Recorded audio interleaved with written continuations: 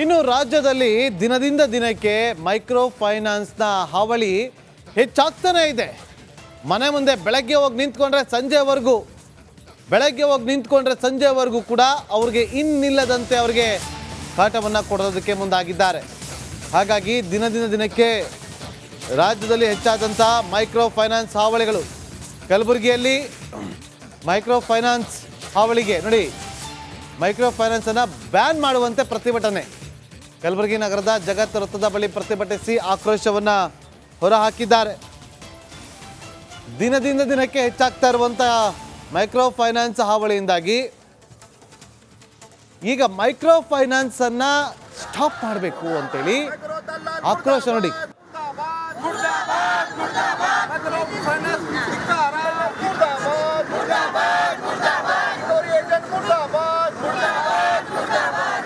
ಏನಿಲ್ಲ ಅಂದರೆ ಸಂಘಗಳು ಟೋಟಲಾಗಿ 20 ಸಂಘ ಇರೋದು.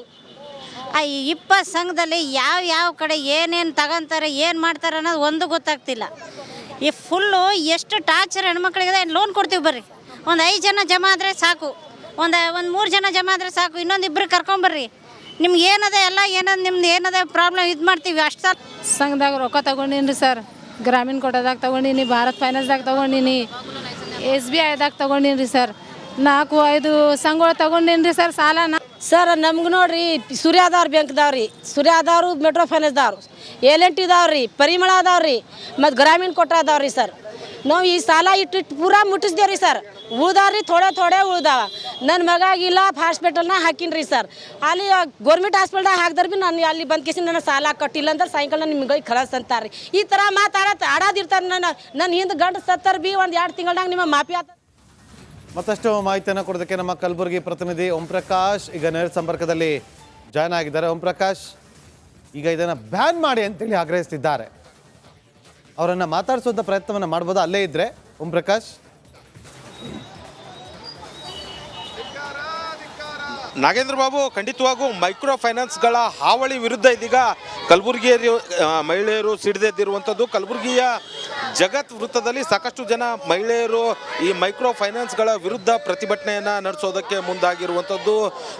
ಬಹಳ ಪ್ರಮುಖವಾಗಿ ಇಲ್ಲಿ ನೋಡ್ಬೋದಂದರೆ ರಾಜ್ಯ ಸರ್ಕಾರ ಮೈಕ್ರೋ ಫೈನಾನ್ಸ್ಗಳ ಹಾವಳಿಗೆ ಬ್ರೇಕ್ ಹಾಕದಂಥ ಹಿನ್ನೆಲೆಯಲ್ಲಿ CM ರಾಜೀನಾಮೆ ಕೊಡಬೇಕು ಅನ್ನುವಂಥ ನಿಟ್ಟಿನಲ್ಲಿ ಅವರು ಆಗ್ರಹ ಮಾಡಿರುವಂಥದ್ದು. ಸಾಕಷ್ಟು ಜನ ಮಹಿಳೆಯರು ಕೂಡ ಈ ಒಂದು ಮೈಕ್ರೋ ಫೈನಾನ್ಸ್ಗಳ ಹಾವಳಿಗೆ ನೊಂದಿರುವಂಥದ್ದು. ನಾನು ನೇರವಾಗಿ ಅವರನ್ನು ಮಾತಾಡಿಸ್ತಾ ಹೋಗ್ತೀನಿ. ಅಂದರೆ ಅವರಿಗೆ ಯಾವ ರೀತಿಯಾಗಿ ಮೈಕ್ರೋ ಫೈನಾನ್ಸ್ಗಳು ತೊಂದರೆ ಕೊಡ್ತಾ ಇದೆ ಅನ್ನುವಂಥದ್ದು.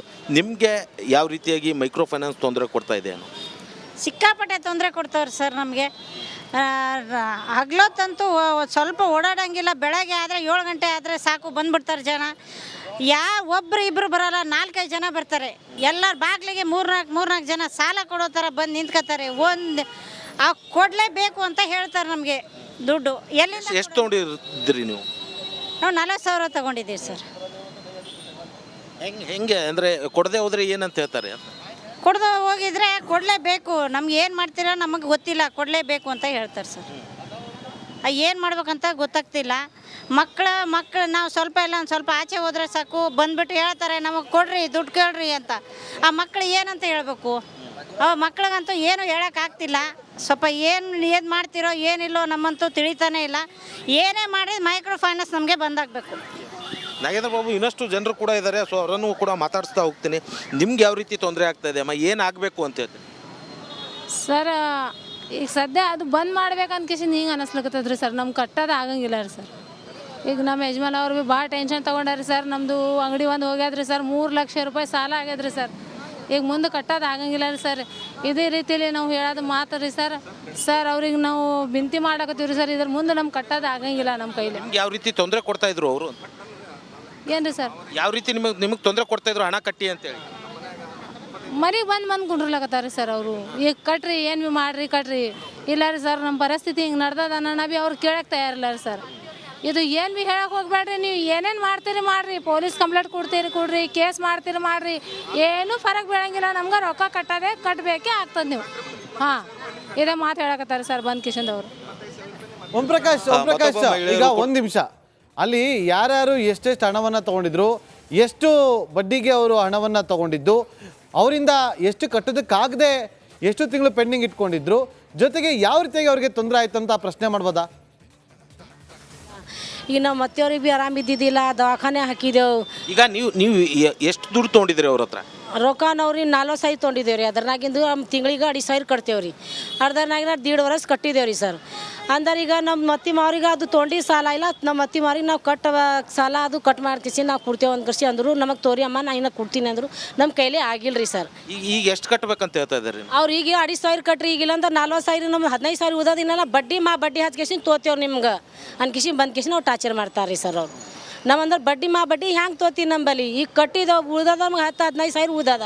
ಅದ್ರ ಬಡ್ಡಿ ಹ್ಯಾಂಗೆ ತೋತಿ ಅನ್ಕೇಸಿ ನಾವು ಕೇಳತ್ತಿ ಅಂದ್ರೆ ನಮ್ಗೆ ಅರ್ಧವ್ರು ಕೊಡಲ್ಲ. ನಾವು ಇನ್ಶೂರೆನ್ಸ್ ಫೀಸ್ ಭೀ ನಿಮ್ಮದು ಕಟ್ ಮಾಡಿ ಕೊಟ್ಟಿದ್ದೇವೆ ಅಂದ್ರೆ ನಮ್ಗೆ ಇನ್ಶೂರೆನ್ಸ್ ಫೀಸ್ ಎಲ್ಲಿ ಅದ, ನಮ್ಗೆ ಹಿಂಗೆ ಡೇಟ್ ಹೋಗ್ಯಾದ ಅಂದ್ರೆ ಭೀ ನೀವು ಏನು ಕೊಡಲ್ಲ ಅನ್ಕೇಸಿ ನಾವು ಅಷ್ಟು ಹೇಳಿದ್ರೆ ಭೀ ಅವ್ರು ಇಲ್ಲ ಕಟ್ಟೇಬೇಕು ಅಮ್ಮ ನೀವು ಅನ್ಕೇಸಿನ ಬಂದ್ ಕೇಸಿ ನಮ್ಮ ಕಿರಾಯಿ ಮನೆ ಆಗಿದ್ದವ್ರು ಬಂದ್ ಕೇಸಿನ ಹೊರಗೆ ಬಂದು ನಮಗೆ ಹೊರಗೆ ಹಾಕಿಸಿ ನಾವು ಕುಂತಾರೆ ರೀ ಸರ್. ಚಾವಿ ಹಾಕಿ ಹೋಗ್ಯಾರ ರೀ ಸರ್ ಅವ್ರು. ನಮಗಿಲ್ಲಾಂದ್ರೆ ನಿಮ್ಮ ಅಮ್ಮ ನೀವು ಹೊಟ್ಟಿ ತಿಪ್ಲಿ ನಾವು ಹೋಗ್ತೇವೆ ಅಂದ್ರೆ ಈಗ ನಮ್ಗೆ ಮಾಡತನ ನಮಗೆ ಸಿಗಾಳ್ರಿ. ಈಗ ನೋಡ್ರಿ ನಾವು ಒಂದು 500 ರೂಪಾಯಿ ಲೋಟ್ ಕೊಟ್ಟರೆ ಒಂದು 2 ಸಿಗ್ತದೆ ರೀ. ಅದ್ರನ್ನ ಸಿಗಾಳ್ರಿ ಅಂದ್ರೆ ಕಟ್ತೇವೆ. ನಾವು ಟೈಮ್ ಕೊಡ್ರಿ ಅಂದ್ರೆ ನಾವು ತೊಗೊಂಡಿದ್ದೇವೆ ಸಾಲ ಅಂದ್ರೆ ನಾವು ಟೈಮ್ ಕೊಡ್ರಿ ಅಂದ್ರೆ ಅವ್ರು ಕೊಡಲಾಗ್ಯಾರ ಸರ್. ಅಷ್ಟೇ ನಮ್ಮ ಸಮಾಚಾರ. ಅದು ಇದು ಮೆಟ್ರೋ ಫೈನಾನ್ಸೇ ಬಂದಾಗಬೇಕು. ಏನು ನಿಮ್ಮ ಮಗನಿಗೆ ಹುಷಾರಿಲ್ಲ ಏನೋ ಅಂತ ಹೇಳಿದ್ರಲ್ಲ, ಏನಾಗಿತ್ತು ಅವಾಗ? ಆವಾಗ ನಮ್ಮ ಮನೆಯವ್ರಿಗೆ ಇಲ್ರಿ ಯಾವುದು ಸಂಗಿನ ಬಾರಿನಾಗಿಲ್ಲ, ಬಂದ್ ಕೇಸಿನ ಮಾಡೋಣ ಇಲ್ಲ. ನಮ್ಮ ಮನೆಯವ್ರಿಗೆ ಹಾರ್ಟ್ ಆಗಿತ್ತು ರೀ ಸರ್. ಹಾರ್ಟ್ ಆಗಿ ನಾವು ಕೆಲ್ಸಿಗೆ ಹೋಗಿದ್ದೋ ಬರತ್ತಾರ ನಮ್ಮ ಮನೆಯವ್ರು ಹಾರ್ಟ್ ಆಗಿ ಸತ್ತು ರೀ. ಅಂದ್ರೆ ಅವ್ರು ಏನಂದ್ರು ಇನ್ಶೂರೆನ್ಸ್ ಫೀಸ್ ನಿಮ್ಗೆ ಕಟ್ಟಾತದಮ್ಮ, ನೀವು ಜನರೇ NB ಆಯಿತು ಡೇಟ್ ಆಯಿತು ಅಂದ್ರೆ ನೀವು ಇನ್ಶೂರೆನ್ಸ್ ಫೀಸ್ ಕಟ್ತದ ಸಂಘ ಮಾಫಿ ಆತ ಅಂದರು ಅವ್ರಿ. ಈಗಿದ್ರೆ 2 ತಿಂಗಳು ಇದ್ರೆ ಸಂಘ ಮಾಫಿ ಮಾಡಿಲ್ರಿ. ಇಲ್ಲಾಂದ್ರೆ ಕಟ್ರಿ ಅಂದ್ರೆ ಬಡ್ಡಿ ಆತಂಗಿಸಿ ಅವ್ರು ಬಂದ್ ಕೇಸಿ ನಾವು ಟಾರ್ಚರ್ ಮಾಡತ್ತಾರ ರೀ ಸರ್. ಏನು ಹೇಳ್ತೀರಿ ಸರ್ಕಾರಕ್ಕೆ? ಏನು ಹೇಳ್ತೀರಿ? ನಾವು ಸರ್ಕಾರದ್ದು ಮೆಟ್ರೋ ಫೈನಾನ್ಸೇ ಬಂದಾಗಬೇಕು ರೀ. ನಮಗೆ ಬಕ್ಕತ್ ತೊಂದಲ್ ಆಗ್ಯಾದ, ಬಕ್ಕತ್ ಟಾರ್ಚರ್ ಆಗ್ಯಾದ್ರಿ. ನಮಗೆ ಸೀದಾ ಡೈರೆಕ್ಟ್ ಮನೆಗೆ ಹೋಗಿ ಕೇಸಿನ ಅವ್ರ ಮನ್ಯಾಗ ಗಂಡದ ಬಂದು ಏನು ಕುಂದ್ರಲ್ಲ, ಹಂಗೆ ಚಾವಿ ತರದ್ ಕೊಂಡಿ ತರದ್ ಮನ್ಯಾಗ ಬಂದು ಕುಂದಿರ್ತಾರೆ. ಇನ್ನೊಬ್ರು ಇದ್ದಾರೆ, ನೀವು ಹೇಳಿ ಅಮ್ಮ, ಎಷ್ಟು ದುಡ್ಡು ತೊಗೊಂಡಿದ್ರಿ? ನಿಮ್ಗೆ ಏನು ಮಾಡ್ತಾ ಇದ್ರು ಅಂತ? ಸರ್ ನಮ್ಮ ಅತ್ತಿಯವ್ರಿಗೆ ಆರಾಮ್ ತಪ್ಪಿತ್ರಿ. ನಾವು ಅದ್ರ ಸಲಗೆ ರೊಕ್ಕ ತೆಗ್ದೀವ್ರಿ, ಒಂದು 50,000. ಅವ್ರಿಗೆ ಆರಾಮನೂ ಆಗಿಲ್ರಿ, ತೀರ್ಕೊಂಡ್ರಿ. ಈಗ ನಮ್ಗೆ ಕಟ್ಟೋದಾಗಲ್ಲ, ಕಟ್ತೀವಿ ಆದರೆ ಕೇಳಲಾಗ್ಯಾರಿ. ನಾವು ಮನೆಗೇನು ಖರ್ಚು ಮಾಡ್ಲಾರ್ದೆ ಅವ್ರಿಗೆ ಕಟ್ಟೀವ್ರಿ. ಆದರೆ ಈಗ ಕಟ್ಟೋದಾಗಲ್ಲಾಗ್ಯಾದ್ರೆ ಕೇಳಲಾಗ್ಯಾರಿ. ಮನೆ 8 ಅನ್ನಲ್ರಿ 9 ಆಗಲ್ಲ ಬರ್ತಾರೆ ರೀ. ಮನ್ಯಾಗ ಗಣಸರು ಇರಲ್ರಿ, ನಮ್ಮ ಮನೆಯವ್ರು ಇರಲ್ಲ. ಇಲ್ಲ ಹೋಗ್ರಿ ತೊಗೊಂಡಿರಿ ಕಟ್ಟಿರಿ ಗೊತ್ತಾಗಲ್ಲ ಅಂತ ತೊಗೊಳತ್ತೀಗ್ರಿ. ಇಷ್ಟೆಲ್ಲ ಮಾತಾಡ್ಯಾರಿ. ನಾಗೇಂದ್ರ ಬಾಬು, ಇದು ಇಲ್ಲಿರುವಂಥ ಮಹಿಳೆಯರು ಹೇಳ್ತಾ ಇರುವಂಥದ್ದು. ಸಾಕಷ್ಟು ಮಹಿಳೆಯರು ಆಗ್ರಹ ಮಾಡ್ತಾ ಇರುವಂಥದ್ದು ಅಂದರೆ ಈ ಮೈಕ್ರೋ ಫೈನಾನ್ಸರ್ಸ್ಗಳ ಹಾವಳಿಯಿಂದ ಬೇಸತ್ತು ಇದೀಗ ಅದನ್ನು ಬ್ಯಾನ್ ಮಾಡಬೇಕು ಅನ್ನುವಂಥ ಆಗ್ರಹ ಮಾಡ್ತಾ ಇರುವಂಥದ್ದು. Okay, thank you Om Prakash ನಿಮ್ಮೆಲ್ಲ ಮಾಹಿತಿಗಾಗಿ. ನೋಡಿ, ಈ ಮೈಕ್ರೋ ಫೈನಾನ್ಸ್ನ ಹಾವಳಿ ಹಾಕ್ದಾರ ಭೀ ನಾನು ಅಲ್ಲಿ ಬಂದ್ ಕೇಸಿ ನನ್ನ ಸಾಲ ಕಟ್ಟಿಲ್ಲ ಅಂದ್ರೆ ಸಾಯಂಕಾಲ ನಿಮ್ಗೆ ಕಳಸ್ ಅಂತಾರೆ. ಈ ಥರ ಆಡಾದಿರ್ತಾರೆ. ನನ್ನ ಹಿಂದೆ ಗಂಡು ಸತ್ತಾರ ಭೀ ಒಂದು 2 ತಿಂಗಳಾಗ ನಿಮ್ಮ ಮಾಫಿ ಆತ. ಮತ್ತಷ್ಟು ಮಾಹಿತಿಯನ್ನು ಕೊಡೋದಕ್ಕೆ ನಮ್ಮ ಕಲಬುರಗಿ ಪ್ರತಿನಿಧಿ ಓಂ ಪ್ರಕಾಶ್ ಈಗ ನೇರ ಸಂಪರ್ಕದಲ್ಲಿ ಜಾಯ್ನ್ ಆಗಿದ್ದಾರೆ. ಓಂ ಪ್ರಕಾಶ್, ಈಗ ಇದನ್ನು ಬ್ಯಾನ್ ಮಾಡಿ ಅಂತೇಳಿ ಆಗ್ರಹಿಸ್ತಿದ್ದಾರೆ. ಅವರನ್ನು ಮಾತಾಡಿಸುವಂಥ ಪ್ರಯತ್ನವನ್ನು ಮಾಡ್ಬೋದಾ ಅಲ್ಲೇ ಇದ್ದರೆ? ಓಂ ಪ್ರಕಾಶ್, ನಾಗೇಂದ್ರ ಬಾಬು, ಖಂಡಿತವಾಗೂ ಮೈಕ್ರೋ ಫೈನಾನ್ಸ್ಗಳ ಹಾವಳಿ ವಿರುದ್ಧ ಇದೀಗ ಕಲಬುರಗಿಯ ಮಹಿಳೆಯರು ಸಿಡಿದೆದ್ದಿರುವಂಥದ್ದು. ಕಲಬುರಗಿಯ ಜಗತ್ ವೃತ್ತದಲ್ಲಿ ಸಾಕಷ್ಟು ಜನ ಮಹಿಳೆಯರು ಈ ಮೈಕ್ರೋ ಫೈನಾನ್ಸ್ಗಳ ವಿರುದ್ಧ ಪ್ರತಿಭಟನೆಯನ್ನು ನಡೆಸೋದಕ್ಕೆ ಮುಂದಾಗಿರುವಂಥದ್ದು. ಬಹಳ ಪ್ರಮುಖವಾಗಿ ಇಲ್ಲಿ ನೋಡ್ಬೋದು ಅಂದರೆ ರಾಜ್ಯ ಸರ್ಕಾರ ಮೈಕ್ರೋ ಫೈನಾನ್ಸ್ಗಳ ಹಾವಳಿಗೆ ಬ್ರೇಕ್ ಹಾಕದಂಥ ಹಿನ್ನೆಲೆಯಲ್ಲಿ CM ರಾಜೀನಾಮೆ ಕೊಡಬೇಕು ಅನ್ನುವಂಥ ನಿಟ್ಟಿನಲ್ಲಿ ಅವರು ಆಗ್ರಹ ಮಾಡಿರುವಂಥದ್ದು. ಸಾಕಷ್ಟು ಜನ ಮಹಿಳೆಯರು ಕೂಡ ಈ ಒಂದು ಮೈಕ್ರೋ ಫೈನಾನ್ಸ್ಗಳ ಹಾವಳಿಗೆ ನೊಂದಿರುವಂಥದ್ದು. ನಾನು ನೇರವಾಗಿ ಅವರನ್ನು ಮಾತಾಡಿಸ್ತಾ ಹೋಗ್ತೀನಿ. ಅಂದರೆ ಅವರಿಗೆ ಯಾವ ರೀತಿಯಾಗಿ ಮೈಕ್ರೋ ಫೈನಾನ್ಸ್ಗಳು ತೊಂದರೆ ಕೊಡ್ತಾ ಇದೆ ಅನ್ನುವಂಥದ್ದು. ನಿಮಗೆ ಯಾವ ರೀತಿಯಾಗಿ ಮೈಕ್ರೋ ಫೈನಾನ್ಸ್ ತೊಂದರೆ ಕೊಡ್ತಾ ಇದೆ ಅನ್ನೋ? ಸಿಕ್ಕಾಪಟ್ಟೆ ತೊಂದರೆ ಕೊಡ್ತಾವ್ರಿ ಸರ್ ನಮಗೆ. ಹಗ್ಲೊತ್ತಂತೂ ಸ್ವಲ್ಪ ಓಡಾಡಂಗಿಲ್ಲ. ಬೆಳಗ್ಗೆ ಆದರೆ 7 ಗಂಟೆ ಆದರೆ ಸಾಕು ಬಂದ್ಬಿಡ್ತಾರೆ ಜನ. ಒಬ್ಬರು ಇಬ್ಬರು ಬರೋಲ್ಲ, 4-5 ಜನ ಬರ್ತಾರೆ. ಎಲ್ಲರ ಬಾಗಿಲಿಗೆ 3-4 ಜನ ಸಾಲ ಕೊಡೋ ಥರ ಬಂದು ನಿಂತ್ಕೋತಾರೆ. ಕೊಡಲೇಬೇಕು ಅಂತ ಹೇಳ್ತಾರೆ ನಮಗೆ ದುಡ್ಡು. ಎಲ್ಲಿಂದ? ಎಷ್ಟು ತೊಗೊಂಡಿದ್ರಿ ನೀವು? ನಾವು 40,000 ತೊಗೊಂಡಿದ್ದೀವಿ ಸರ್. ಹೆಂಗೆ ಅಂದರೆ ಕೊಡದೆ ಹೋದರೆ ಏನಂತ ಹೇಳ್ತಾರೆ? ಕೊಡದೆ ಹೋಗಿದ್ರೆ ಕೊಡಲೇಬೇಕು, ನಮ್ಗೆ ಏನು ಮಾಡ್ತೀರೋ ನಮಗೆ ಗೊತ್ತಿಲ್ಲ, ಕೊಡಲೇಬೇಕು ಅಂತ ಹೇಳ್ತಾರೆ ಸರ್. ಏನು ಮಾಡ್ಬೇಕಂತ ಗೊತ್ತಾಗ್ತಿಲ್ಲ. ಮಕ್ಕಳು ನಾವು ಸ್ವಲ್ಪ ಇಲ್ಲ ಒಂದು ಸ್ವಲ್ಪ ಆಚೆ ಹೋದ್ರೆ ಸಾಕು ಬಂದ್ಬಿಟ್ಟು ಹೇಳ್ತಾರೆ ನಮಗೆ ಕೊಡ್ರಿ ದುಡ್ಡು ಕೇಳ್ರಿ ಅಂತ. ಆ ಮಕ್ಕಳು ಏನಂತ ಹೇಳ್ಬೇಕು? ಮಕ್ಳಿಗಂತೂ ಏನು ಹೇಳೋಕ್ಕಾಗ್ತಿಲ್ಲ. ಸ್ವಲ್ಪ ಏನು ಮಾಡ್ತಿರೋ ಏನಿಲ್ಲೋ ನಮ್ಮಂತೂ ತಿಳಿತಾನೆ ಇಲ್ಲ. ಏನೇ ಮಾಡಿ ಮೈಕ್ರೋ ಫೈನಾನ್ಸ್ ನಮಗೆ ಬಂದಾಗಬೇಕು. ನಾಗೇಂದ್ರ ಬಾಬು, ಇನ್ನಷ್ಟು ಜನರು ಕೂಡ ಇದ್ದಾರೆ, ಸೊ ಅವರನ್ನು ಕೂಡ ಮಾತಾಡಿಸ್ತಾ ಹೋಗ್ತೀನಿ. ನಿಮ್ಗೆ ಯಾವ ರೀತಿ ತೊಂದರೆ ಆಗ್ತಾ ಇದೆ ಅಮ್ಮ? ಏನಾಗಬೇಕು ಅಂತ ಹೇಳ್ತೀನಿ ಸರ್. ಈಗ ಸದ್ಯ ಅದು ಬಂದ್ ಮಾಡ್ಬೇಕಂತ ಕೇಸಿಂದ ಹಿಂಗೆ ಅನಿಸ್ಲಕತ್ತದ್ರಿ ಸರ್. ನಮ್ಗೆ ಕಟ್ಟೋದು ಆಗಂಗಿಲ್ಲ ರೀ ಸರ್. ಈಗ ನಮ್ಮ ಯಜಮಾನ್ ಅವ್ರು ಭೀ ಭಾಳ ಟೆನ್ಷನ್ ತೊಗೊಂಡಾರಿ ಸರ್. ನಮ್ಮದು ಅಂಗಡಿ ಒಂದು ಹೋಗ್ಯಾದ್ರಿ ಸರ್, 3 ಲಕ್ಷ ರೂಪಾಯಿ ಸಾಲ ಆಗ್ಯದ್ರಿ ಸರ್. ಈಗ ಮುಂದೆ ಕಟ್ಟೋದು ಆಗಂಗಿಲ್ಲ ರೀ ಸರ್. ಇದೇ ರೀತಿಯಲ್ಲಿ ನಾವು ಹೇಳೋದು ಮಾತು ರೀ ಸರ್ ಅವ್ರಿಗೆ ನಾವು ಬಿಂತಿ ಮಾಡಕತ್ತೀವಿ ರೀ ಸರ್. ಇದ್ರ ಮುಂದೆ ನಮ್ಗೆ ಕಟ್ಟೋದು ಆಗಂಗಿಲ್ಲ ನಮ್ಮ ಕೈಲಿ. ನಿಮ್ಗೆ ಯಾವ ರೀತಿ ತೊಂದರೆ ಕೊಡ್ತಾ ಇದ್ರು ಅವರು? ಏನು ರೀ ಸರ್? ಯಾವ ರೀತಿ ನಿಮಗೆ ತೊಂದರೆ ಕೊಡ್ತಾ ಇದ್ರು ಹಣ ಕಟ್ಟಿ ಅಂತೇಳಿ? ಮರಿಗೆ ಬಂದು ಕುಂಡ್ರಲಕತ್ತಾರೆ ಸರ್ ಅವರು. ಈಗ ಕಟ್ರಿ ಏನು ಭೀ ಮಾಡ್ರಿ ಕಟ್ರಿ. ಇಲ್ಲ ರೀ ಸರ್, ನಮ್ಮ ಪರಿಸ್ಥಿತಿ ಹಿಂಗೆ ನಡ್ದದ ಅನ್ನೋ ಭೀ ಅವ್ರು ಕೇಳಕ್ಕೆ ತಯಾರಿಲ್ಲ ರೀ ಸರ್.